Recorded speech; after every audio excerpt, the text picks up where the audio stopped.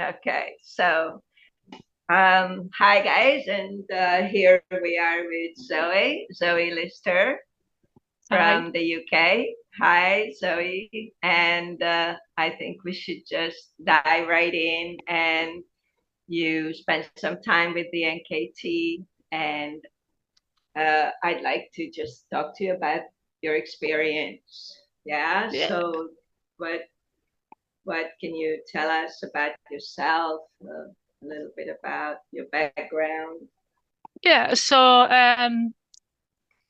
basically I started getting involved with the NKT in around 2011-ish. I was at university at the time, and it wasn't going well. I'd moved down to Manchester from like the northeast of England, so didn't have my support network and stuff there. So I was like kind of isolated and looking for a group. Um, and yeah, it was sort of around then that I kind of got sucked into it. It's like everyone was really nice. But yeah, ended up dropping out of university. Um, So how did you hear about the NKT, and like what were you looking for? Like how did you hear about them? How did you know where to go? so it was one of my friends from back home.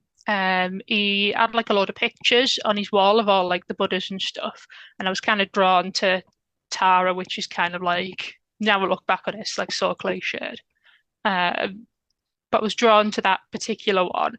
And I was like, oh, what's this? Can you explain it to me and stuff? And he explained each one to me, um, and said, oh, you need to um, read these books by Kelsang Getto. And if you have a look on the internet, you'll be able to find like classes and stuff for meditation near you.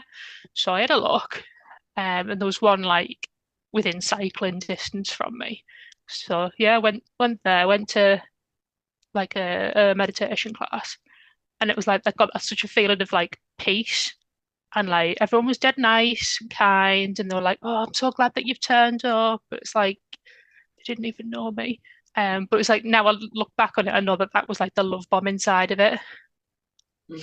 And it was like that sort of people acting like that they liked me was something that was like I was like, "Oh, okay, so I don't get this anywhere else," and it kind of like drew me in because like these people were like, "Oh, maybe these people think I'm actually all right." So Obviously, I was like, it was like the community that actually really appealed to you also.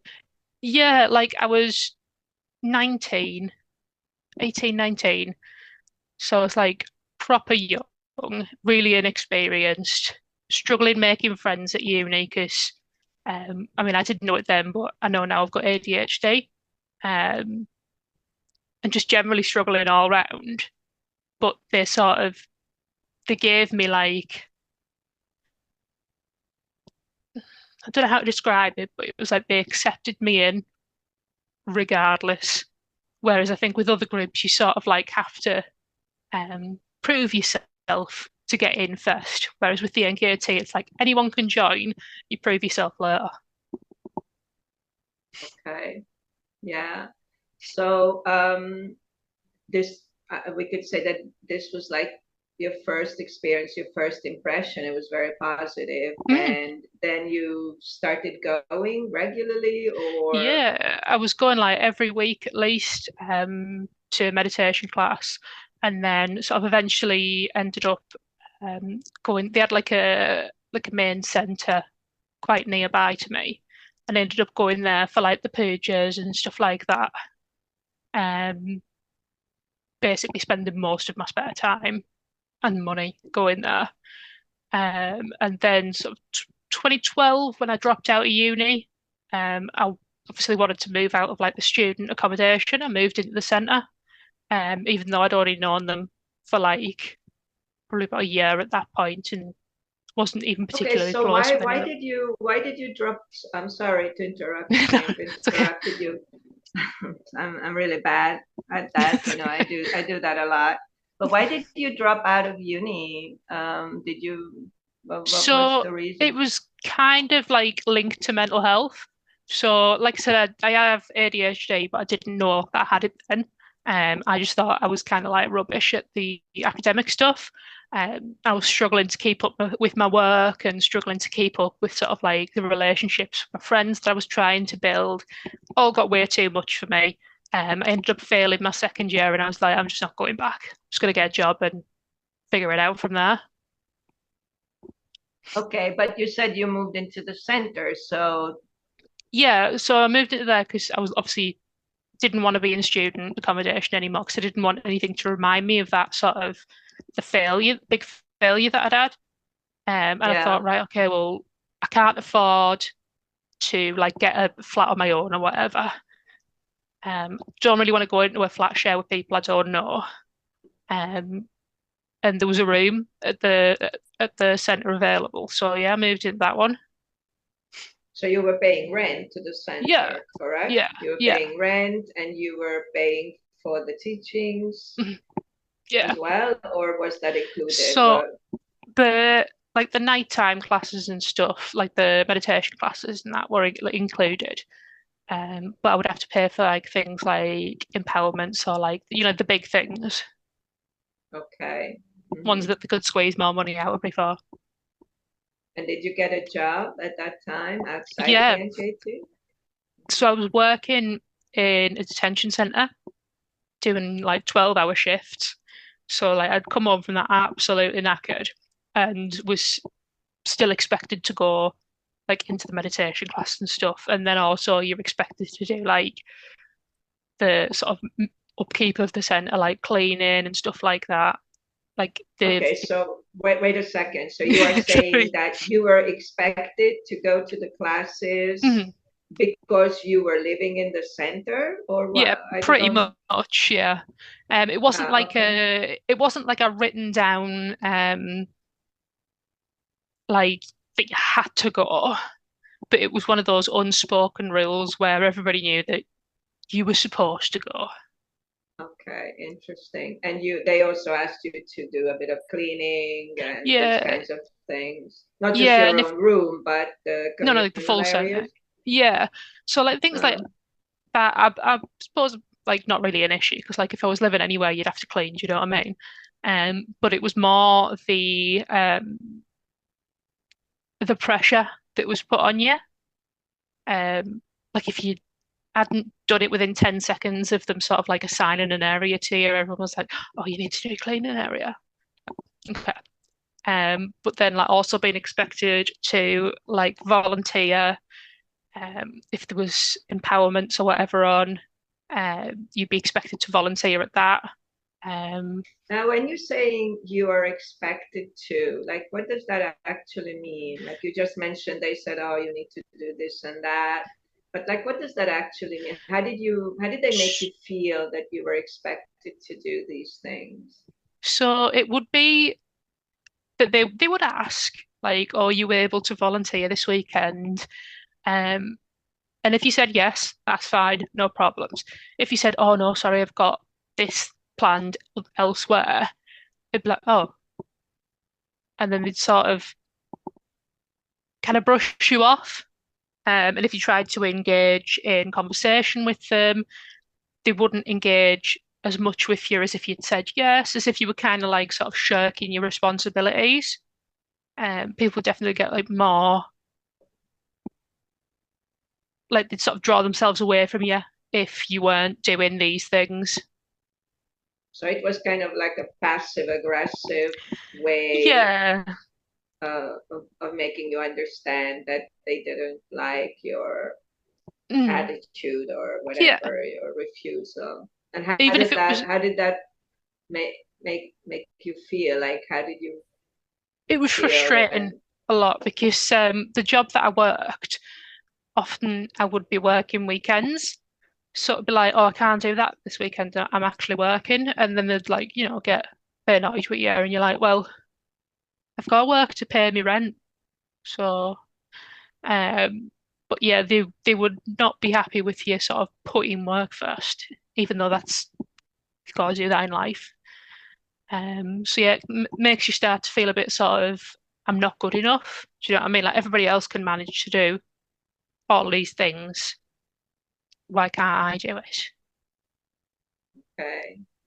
So what would you think or say the first red flags were? When did you start thinking, something's a little bit strange here, or I don't Hmm. know, like something weird is So going on?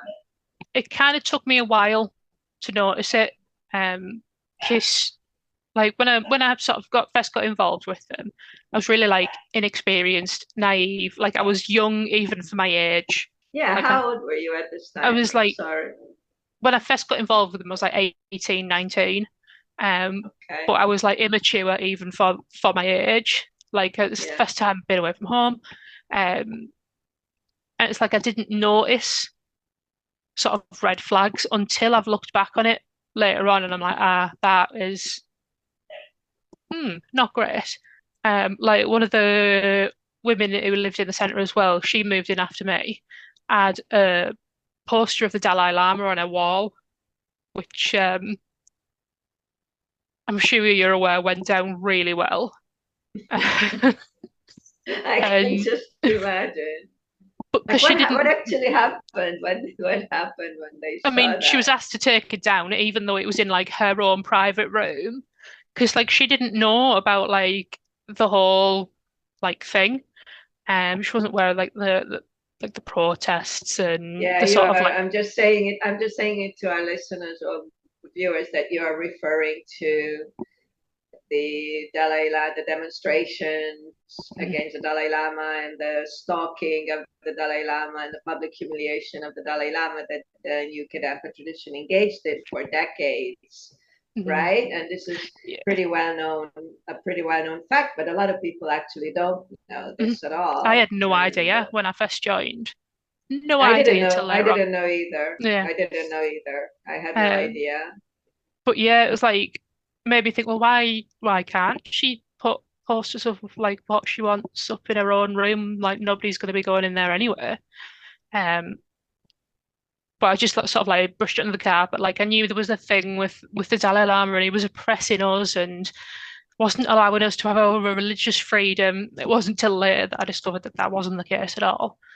Um, but the main thing that sort of got to me was the restriction of information. So I've always liked reading as much as I can, as widely as I can on any subject. And to be told, no, we only read this one author. Like at first, I accepted it because I thought, right, okay, well, maybe he's just like the guy who is the best. Okay, fine. Like sort of just bypassing it in my head. Um, and then eventually it was like, well, if you're studying something, whoever's teaching you would encourage you to be reading as many different points of view as possible so that you can sort of see where they cross over um, and then find your own opinion within that. And I was like, why do we only have to read one author? And then that sort of made me think, maybe this is a bit too restrictive, and maybe I should be looking elsewhere for like what I thought the NKT were going to give to me. Yeah, that's weird. And I remember when I um, was involved with them, I had a similar experience. I didn't want to buy the book about the Lamrim Mm, meditations because they were like 30 euros. I didn't want to spend that money. So I downloaded the original Jetson Kappa book, Lamrim mm. book, in an English translation. It's a beautiful PDF publication. Which you think And would be okay. which, yeah, I thought it would be okay. I saw that it was more or less the same thing, except a lot more detailed Mm, than the Kels and Getzo book because they had the book in the center. So I looked at the book and I compared, and I was content that it was more or less the same thing, except a lot more detailed. And I was mm. happy about that. And I told my teacher that I'm doing this book, and like he just said, no, no, no, that's not okay. Because why not Oh, okay? It's don't like mix it's the same. traditions, it'll confuse you. It's Yeah, that's Right. what he said, that you're gonna get confused. I said, why would I get confused? I mean, it's the Hmm. same lineage, it's almost the same content, you It's know? literally the thing that Uh, is talked about in the books, because that was another thing that sort of I found later on, I found to be like a red flag kind of thing, that they would talk about, oh, this scripture, that scripture, but we never see the actual scriptures. We just yeah, see what Kelsang Yato tells us we should see. exactly. And you don't know exactly where they come from or what is the basis of that at all. Mm. And yeah, that was one of the red flags for me too in the beginning. It was like, why would I get, oh yeah, he said you're gonna get confused. Like, so why would I get confused? Like, Yeah, you like know, I'm already I'm not, confused. That's why I'm here. You know what I you mean? know, it's like so crazy, you know. I mean, like I studied comparative linguistics and I didn't get confused. I don't think I'm gonna get confused. It's just Mm. like, yeah, it was very weird. Anyway, so to continue, so were there any other like signs that you can think back at that time that was weird? So again, it's all looking back at the time. I kind of wasn't really aware of it. Again, because I sort of didn't know how to recognize it. I was, after I dropped out of uni, I was really unwell, like mentally, um, in and out of hospital because of it, under like crisis teams, like things like that. Really, really unwell. Don't know how I got through it. Um, but things like there was a time I had to call an ambulance to the centre to take me into hospital. And as I was getting, I was on the phone with like the dispatcher, the ambulance person who sends them out. And I was like, please don't let them have the sirens or the lights on because I don't want anyone to see what's happening. And they came with the lights on. So as I was getting into the ambulance, there was like people that had come out of the centre wanting to know what was going on, not wanting to know if I was all right. They wanted to know why I'd brought an ambulance to the centre. Like, They were no, worried about they were worried about the reputation or I have no idea. There was like a couple of people, because like, as much as I resent the organisation, there was a couple of people who genuinely did care and they were good people. Um, maybe how many of us was there living there? There was probably between 10 to 15 people living in the centre. Um, and there was only two of them asked me how I was.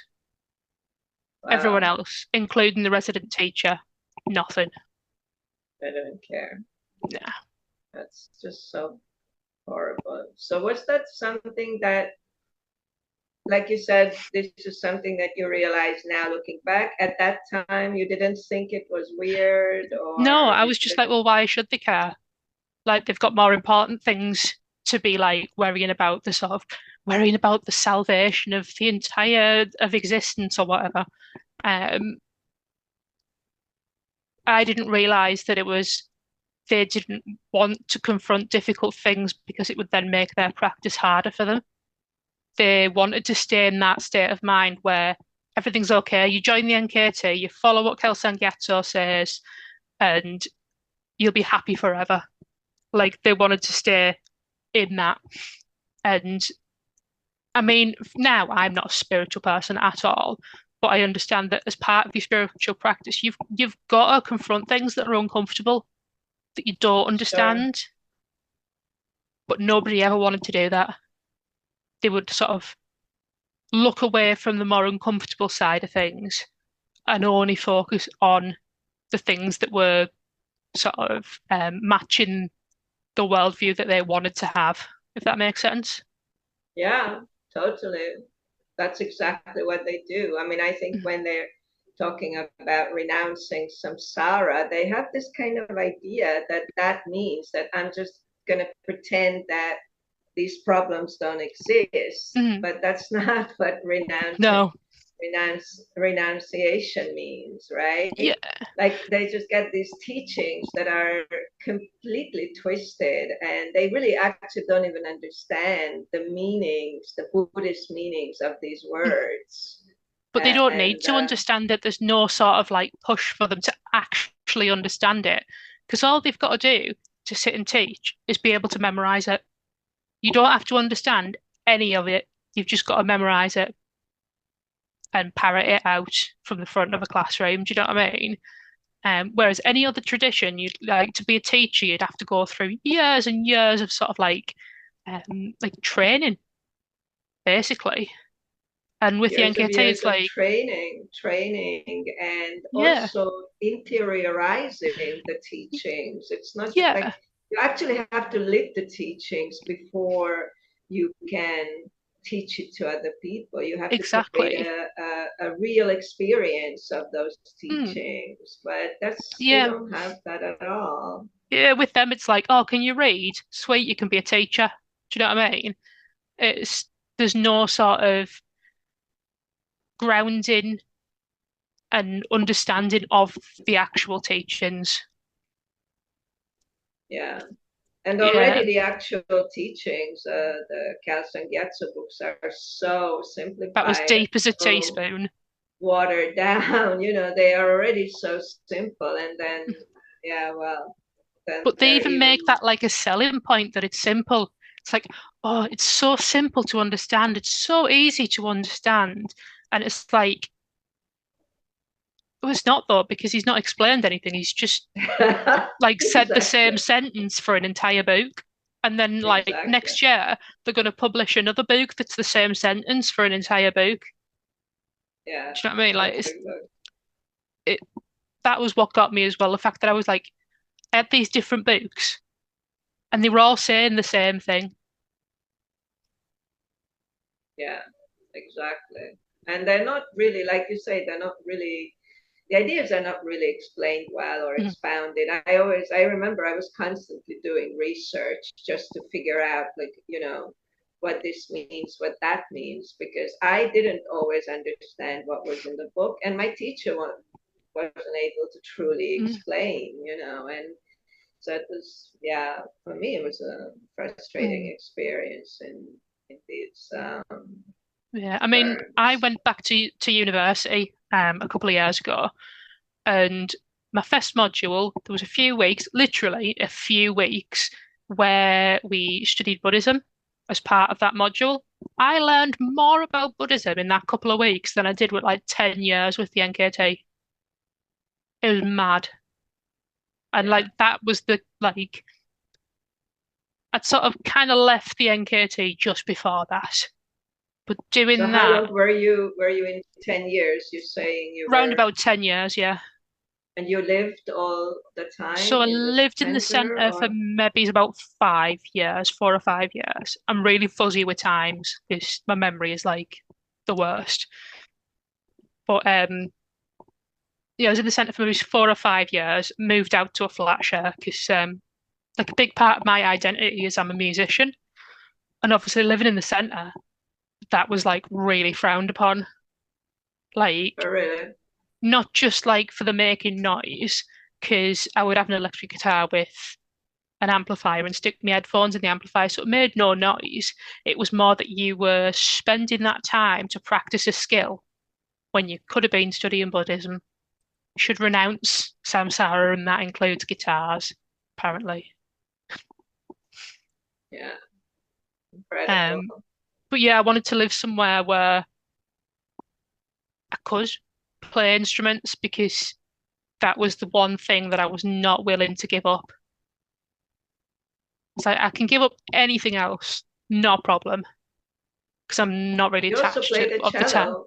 You also play the cello, I don't play you? violin. Or the violin. Yeah, Yeah, I'd love a yeah. cello. But at the minute, I'm telling myself I really 100% don't have room for a cello, and I'm going to keep telling myself that because it's the only thing stopping me from buying one. It's very big. I know. I used to play the cello, and it's an amazing instrument. It's huge. It's right in Beautiful. front of you. It's like Yeah, it's a beautiful beautiful instrument, instrument. though. Yeah, beautiful, beautiful Beautiful. instrument.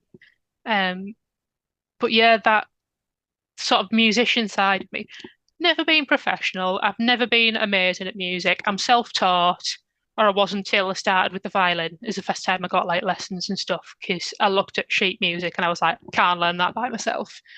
Um, but it was like an intrinsic part of me, and it was a part of me that they tried to take away. And I'm Yeah. kind of glad that that was what forced me to move out because although I was still like attending teachings and stuff like that, um, it took me out of that environment where everything was the NKT. Do you know what I mean? So And how was sort of that when you moved out? Was that difficult to sort of leave that it, environment behind? Because I yeah, imagine that it was a little bit like a cocoon. Yeah, it was sort of also a little bit like a protective environment, or yeah, not. I don't know. it was difficult, really difficult at first, um, because the flat share that I moved into was unpleasant to say the least. I once caught a mouse with my bare hands. Don't know how I managed that. Um, but yeah, it was a horrible flat, above a takeaway. Um, bunch of strangers in all the other rooms. Um, but that was sort of like it was from that point onwards that mentally I started to get better Oh, because really? yeah, Wow. I wasn't coming home from work to these social pressures that I had on me in the NKT. I wasn't expected to come home from work, quick get changed, get into the meditation room for class. And there wasn't sort of like that pressure to be that also spiritual, calm. I could just be me. I didn't have to worry about because I didn't care about what my flatmates thought of me because I didn't know them. It's like I had that space then to develop who I was. So what I understand is that you didn't have much privacy or private life in the center, correct? Pretty much I mean, no. when you rented the room in the center originally, were you made to understand that that's what's going to happen? That you're gonna have to do certain things in the center? Did they give you a discount? Was it a really good price that you were paying for the room, or like? So like the meditation, normal regular meditation classes were included. Didn't have to pay for them. But like the sort of the bigger things like empowerment weekends or whatever, I just know, but pay, was pay. the price of the room like the normal market price, or was it cheaper than the market So value? What would the you? let me think. At first, it was probably slightly looking at rooms sort of like in the same area because it was a fairly expensive area. It was pretty slightly below market value, but then sort of like the rent crept up, and eventually it was like I could move to a different area and rent a flat by myself for this. But it was like Okay. I didn't want to move to a different area because this was where my entire like this small area of Manchester was where my entire life was. Didn't have anything outside of this. So it's like I need to stay in this area, and that's how I ended up in a gross flat share with mice in it. Yeah, I'm only asking because I'm really interested in how this whole room renting and Mm, stuff like that works in the NKT. I really don't know so much about it and the uh, mechanism, but it seems to me from what I hear from people is that yeah, this is quite common that they give you this room. It's very beautiful. You pay a little bit less than market value. They throw in the meditation classes for free. A loving Buddhist community just sounds so wonderful. and But then you get then there and you're as like, time goes by, yeah, exactly. As time goes by, you just kind of get sucked into volunteering and having to go to events and paying for events and mm. paying And it more for the drains you. room. Yeah, like it's Yeah. not even like the financial side of it. Because that the financial side of me was never an issue because I was working full time. So like I could afford it, it was fine. It was the psychological draining side of it. That you had to appear to be this specific kind of person. And someone like me that can never sit still.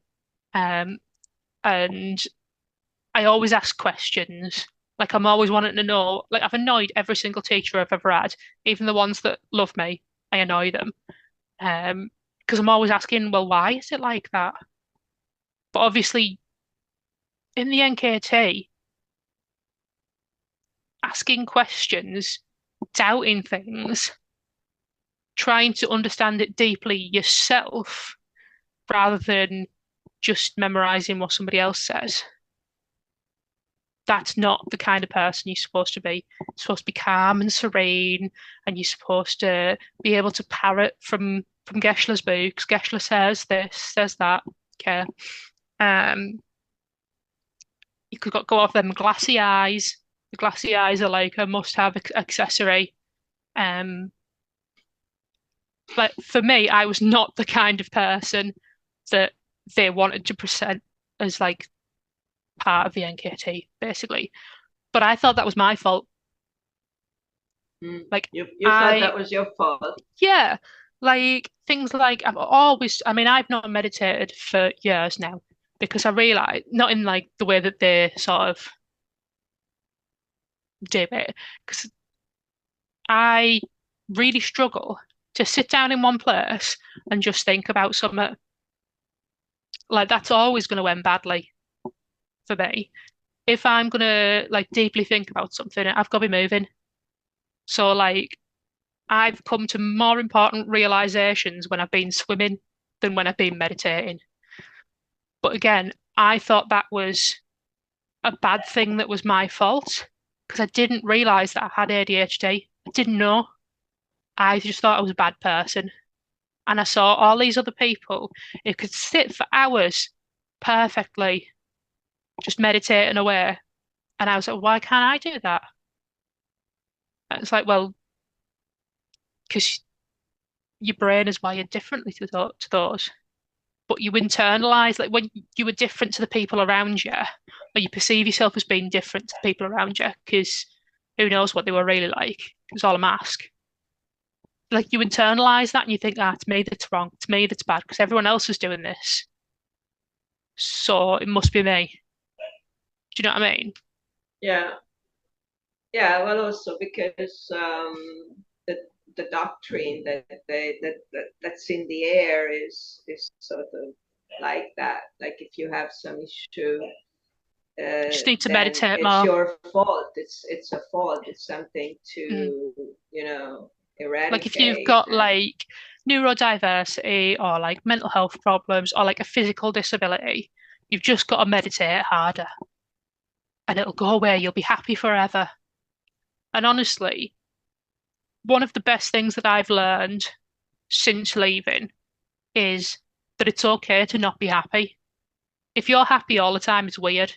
Like that is not right. And you've got to have like the not happy bits to really appreciate the happy bits. Because if you're happy all the time, I don't know, it's monotonous. Do you know what I yeah, mean? but they're not happy all the time either, No, I thought they like were. I thought they were. Because I have a complete inability to actually read people. Like, I hate making eye okay. contact and I don't understand facial expressions. So they say to me that they're happy. I'm like, all right, cool, yeah, you're happy. Like, I didn't understand that they were like faking Okay. it till they made it. Do you know what I mean? Yeah, I understand. So Like, I fully yeah. believed that they were happy, even though looking back on it, they were probably struggling just as much, or if not more than I was. Yeah, I mean, in the beginning, it does seem a little bit like everybody's happy all the time in a Kadampa center. I mean, that's what it seemed to me. But after a while, you realize that that is just so far Yeah. away from the truth. And they're Yeah. just exactly like everybody else out in the normal world, Mm. except they practice this sort Like of spiritual bypassing of their own emotions. spiritual, yeah, that's a very important concept, and spiritual bypass, and also pretending, just Mm. pretending. There's a lot of pretense going on, And I you did that know. myself as well. Like, because there was such a pressure to conform. Like, I had that mask of, yeah, I'm really happy here, when quite clearly I wasn't. Yeah, I Do you know what I believe mean? you Like, absolutely. like a cognitive dissonance thing. I was telling myself that I was happy, but I wasn't, and I knew I wasn't. Do you know what I mean?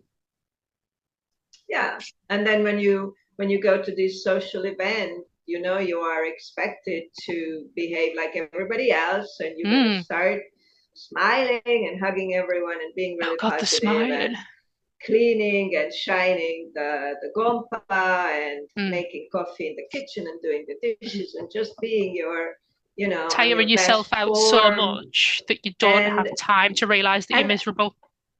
yeah, exactly. And it's also a way to just make yourself, to make believe, it's making yourself believe that you are doing really well. But I remember once I left the center, I was going home, and sometimes it would just think like, what the hell was that? Like, what did just happen? Like, I was just driving home, and I was like thinking back on this experience and myself in that situation. This was towards the end of my Mm. stay there, when I started realizing that, just it really hit me that Mm. whatever I was doing in there was just so fake. Yeah. I really was acting in a way that wasn't really me, actually.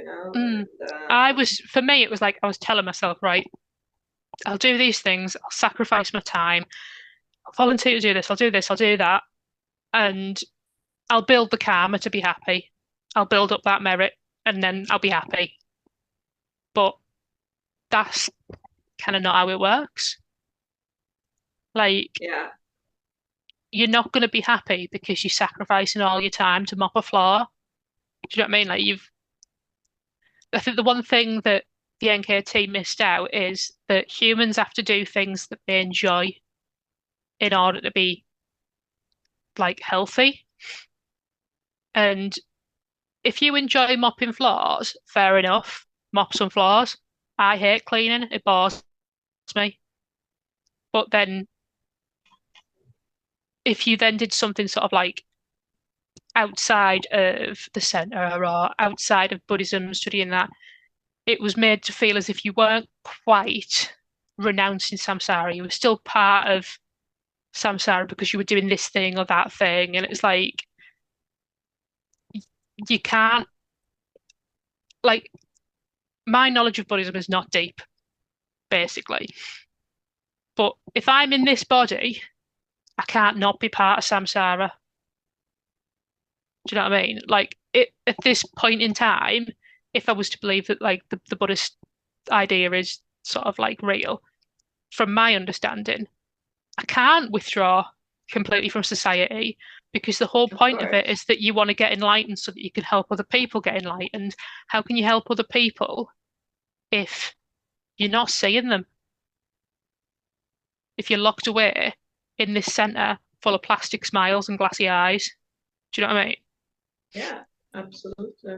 Absolutely. Like, I was trying to explain to my teacher, that in my normal life, I'm a teacher, and I feel like I can help people as a Mm. teacher. Whatever a person, whenever a person comes to me, there's a reason for that, and I can do my best to help that person. And to me, that is important. But I was told that, well, yeah, but that's not meaningful. That's not real help. That's not truly, Yeah.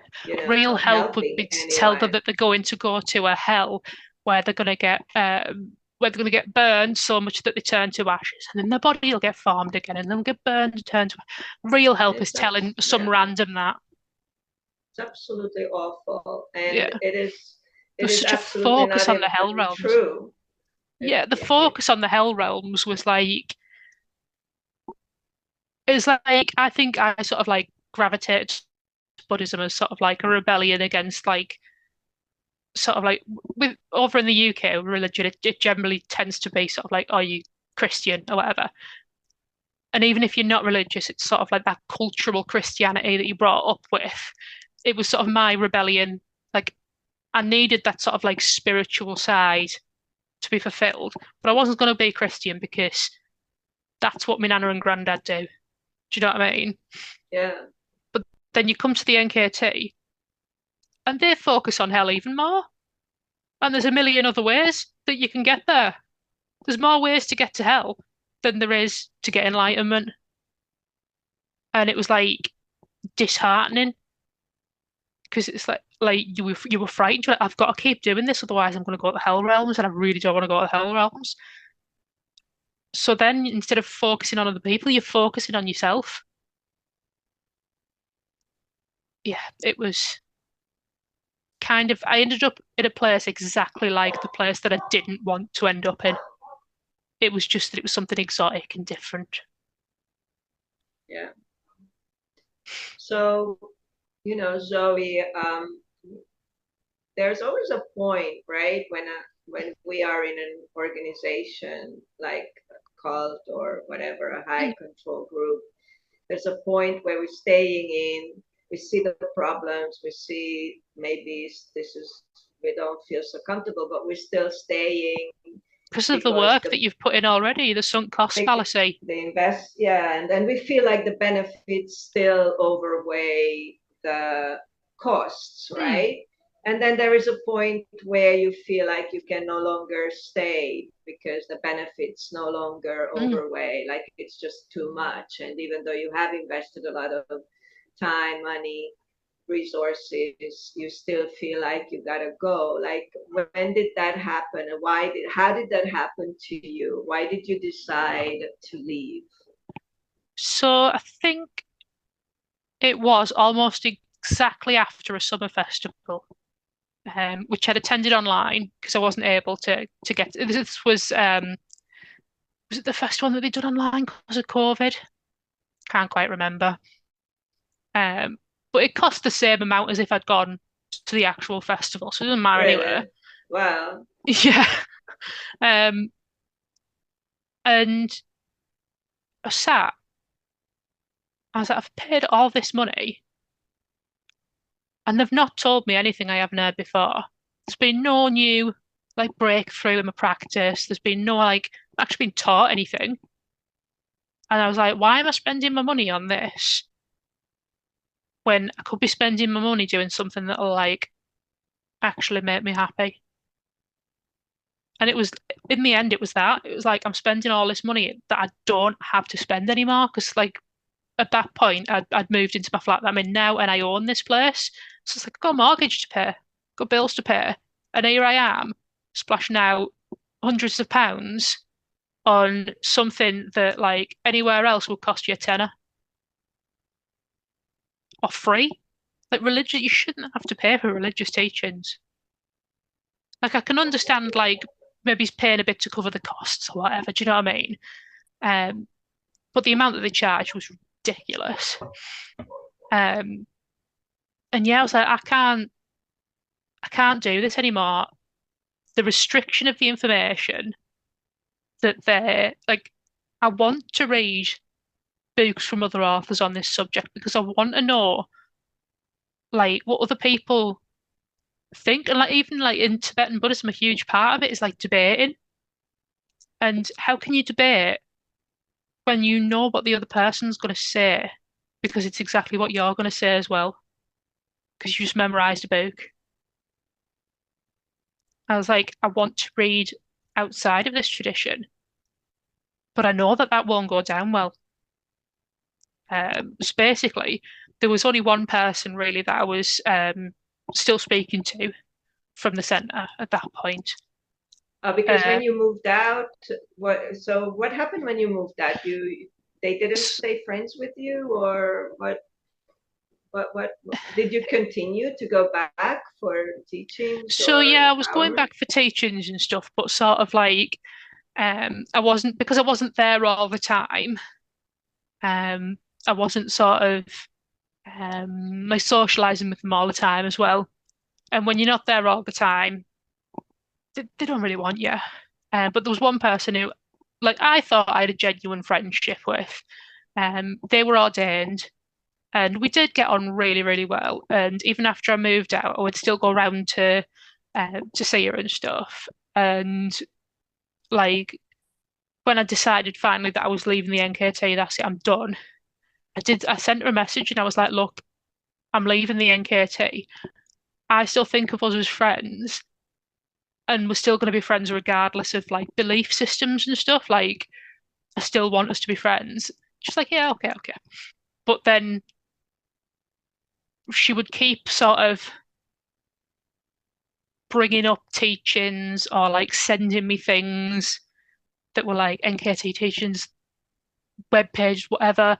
And I was like, look, I'm not part of this anymore. I don't want to keep receiving this. Like, I respect that you fully believe this, and that's okay because your belief isn't a problem to me because you're my friend. But I'd prefer it if you didn't send that to me. And yeah, after that, it took me a little while, but I realized I was the one initiating every conversation. So I thought, you know what? I'll leave it. See if they text me or whatever. Never heard from them again. Wow. Which like that still makes me sad because I do worry about them. Even now, all these years later, I worry about them and I like hope they're not getting taken advantage of. And do you know what I mean? Yeah, sure. Sure. Yeah, yeah, I understand what you're saying. That's what's actually a bit difficult because you still care. I mean, I Mm. still care for the people in there, and some of the people who were If they my messaged me friends. I today, mean, I'd answer they them. Like exactly. I I have would no never cut anyone problem. off. Yeah, I'd never cut anyone off ever. I mean, I would, but you'd have to do something pretty bad. Do you know what I mean? Just being part of a religion that I don't agree with isn't going to make me cut you off. But like, it's not even like a shunning kind of thing. It's just like they just stop talking to me. Why do you think they do that? I mean, that happened to me too, and I Hmm. even got blocked by Oh, some of the nice. people. Congratulations. Some of them blocked me, and some just ignored me, and Hmm. even my best friend there just at some point just stopped talking to me. Yeah. So why do Like you over think that time, is? you notice like, oh, I've not seen this person on Facebook for a while, and you go on their profile and they've deleted you. You're like, oh, okay then. Exactly, exactly. Yeah. I think it's because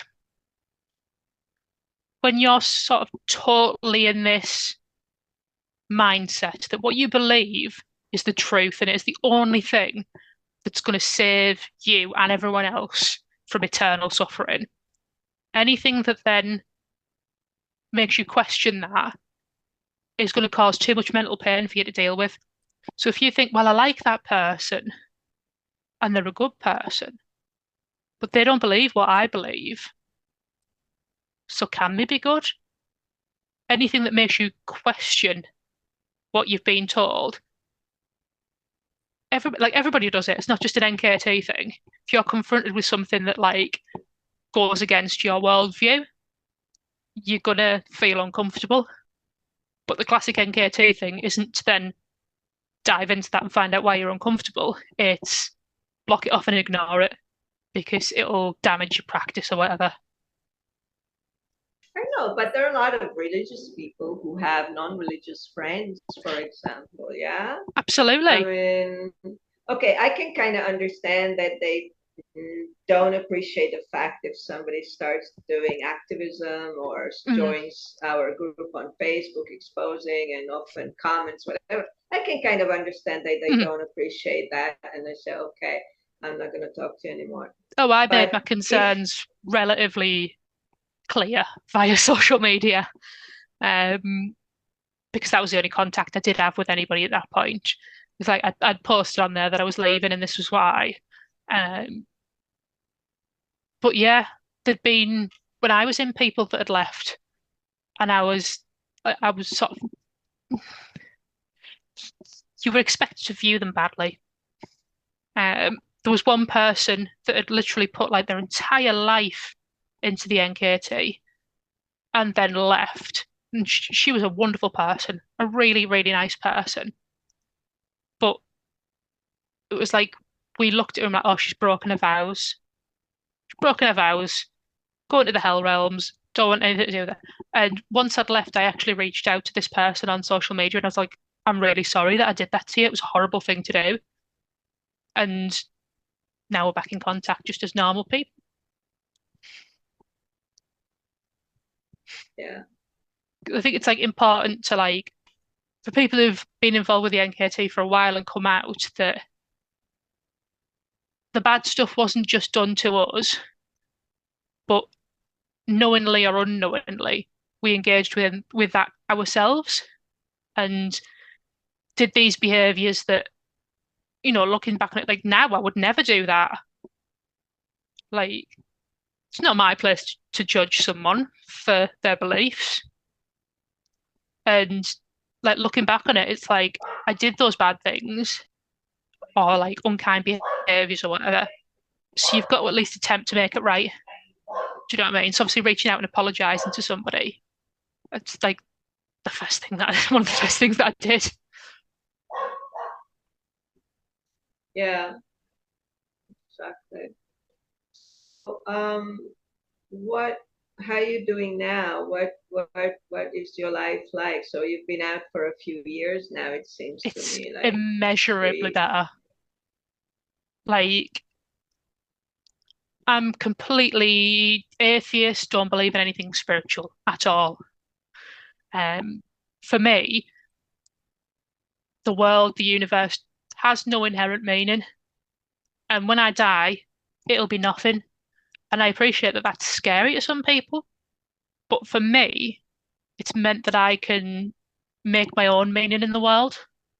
And the fact that I'm not going anywhere when I die other than in the ground, it's like it pushes me to make something of the time that I have got here.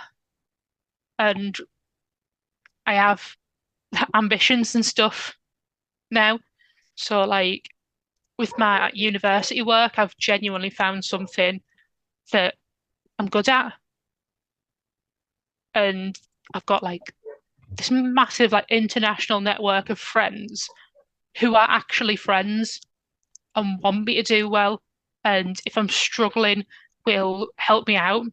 So, um, recently, I'm sure you've seen on my Facebook, I was in hospital for a long time because I had to have spinal surgery and it kind of went a bit wrong. Um, my friends from within classical studies all chipped in to buy me a walking stick because I need to walk with a stick now. And it was like a fancy one with like skulls and roses on it, like proper goth one. But like the fact Wow. that people who I've only really engaged with over the internet cared about me enough to want to help and like all these messages from people with support. I would have never had that in the NKT. I didn't have that when I was in hospital, when I was with the NKT. Didn't have that support. But now I've got that support, genuine friendships with people who do care. And like I said, I'm doing really well at university. Like I'm studying something that they would say, it's pointless because it's part of samsara or whatever.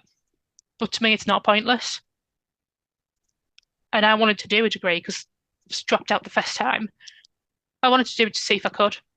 And now I'm planning on doing a master's. I've got friends saying I need to do a PhD, and I'm like, let's see. But like, I now I feel think like you should do it. You should go for the PhD. just do it purely just to be doctor. Um, but like, I've got a direction in life. I never had that before because I couldn't fulfill what they expected of me. No matter how hard I tried, no matter how much I wanted to, I was never going to be able to fulfill their expectations of what somebody should do.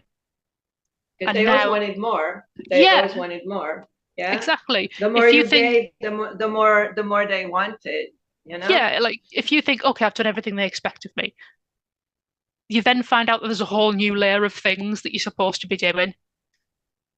But now the only expectations that I've got on me are my own. Like I don't have to be a certain type of person. I'll just be myself. It's fine. My friends will still love me regardless. Do you know what I mean? Like those Uh, people are there regardless of whether I am what they want me to be or not, because that's not an issue. They just want to be friends with me for me, not what they can exploit out of me. And to be, so, yeah. So what would you say to somebody who asked you about the NKT? They wanted to join the NKT. They're looking for a Buddhist tradition, and they asked you if it was a good idea to join the NKT. What would you say to them? so I would probably say, rather than saying no, don't do it, they're a cult, because that's not going to work. Nobody thinks that they're joining. Nobody joins a cult. Do you know what I mean? If they've Yeah. already been to a class, they're going to be like, oh, it's not a cult. I would say with any organization, not just the NKT, anything, if they want to restrict your access to information, if they tell you, oh, you should only be reading this person's books, or you should only be getting your information from this website or that place, that's a massive red flag, if nothing else. Like, I didn't recognize like the social red flags of like the behaviors and stuff because I've never been very good at recognizing that kind of thing. But I wish I'd paid more attention to the fact that they were restricting what information they wanted me to have access to. And yeah, I would say if you even get an inkling of them doing that, any organization, not just the NKT, if anyone does that, run. Um, the It's not good. And I would also say, like, obviously, I'm not the kind of person to speak on spiritual practice because I don't have one anymore. I don't need one. But I would say that if you have a spiritual practice, it should be tailored to you. You can't sort of get an off the shelf spiritual practice. It has to fit you. And if you feel like you're like having to be like if you feel you're having to fit into these boxes to fulfill what somebody else is telling you your spiritual practice should be, maybe look elsewhere, especially if that spiritual practice that you're being told is for you is the same as everybody else's, because we're all at different stages. Yeah. That's so great. I mean, that is so true. And also, you're good enough as you are. You don't need to strive to fit somebody else's expectations. You're beautiful as a person, regardless. Absolutely. And you have the right to love yourself and take Yeah, care of yourself. you It's get into the self-cherishing. Like if yeah, you want to get a pizza, because cherish your belly. Do you know what I mean? Don't feel exactly. bad about the Enjoy things that, it. yeah, we're not here for a long time. There's so much in the world to enjoy. So many beautiful places and fun things, and even just like staying in bed for a couple hours longer. Do you know what I mean? Like, it's okay to enjoy stuff. Yeah, exactly. And what would you say, and this is maybe the last question, unless you can think of some other important things that you haven't said yet, but what would you say to someone who is currently in the NKT? They are listening to this conversation. They have issues, they have problems in there. They are thinking of leaving, but they don't know how to leave. They don't know, they are afraid to leave. for whatever reason, it's not easy to leave. I know a lot of people Mm. struggle, and it's not easy to leave the NKT for a lot of people. I mean, the longer you are you've been there, obviously, the harder it is. So, what what would you say to someone like that? I would say, I mean, other than get therapy, it'll help. Um, like reach out to the exposing the NKT Facebook page because we don't hate you. Like we would welcome anyone. Don't hate anyone, regardless of who you are or what you've done. Do you know what I mean? That support is there for you, regardless. There will be the support there. If you've got friends or family that are outside of the NKT, even if you've not spoke to them for years, reach out to them. Because if they love you, I can guarantee that if you say, I want to get out of this, but I don't know how, I've not got the resources or support, there'll be someone there to help you. You're not on your own with Don't be this. afraid. Yeah, Don't be it is scared. okay to ask for help, which is something that took me a long time to realize. You're not, in real life, you're not expected to be able to do everything yourself. You're allowed to ask for help and you deserve to be able to ask for help and get that help. Reach out for it because it's there. Yeah, great. Wonderful. Thank you so much, Zoe. Is there anything else that you haven't said? Is there anything that you think that I didn't ask you that I should have asked maybe, or I don't know? Not that I can think of. Okay. I just want to say here that I've been, I mean, we've been Facebook friends for maybe a couple of years.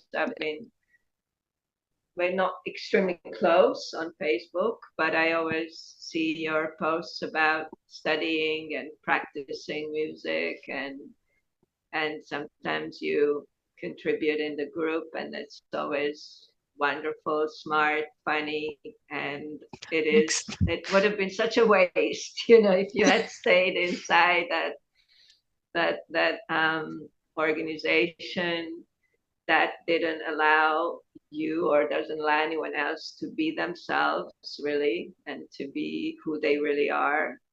Um, so it makes me really happy that you have managed to get out and live your life on your own terms and do what you want to do and do it well.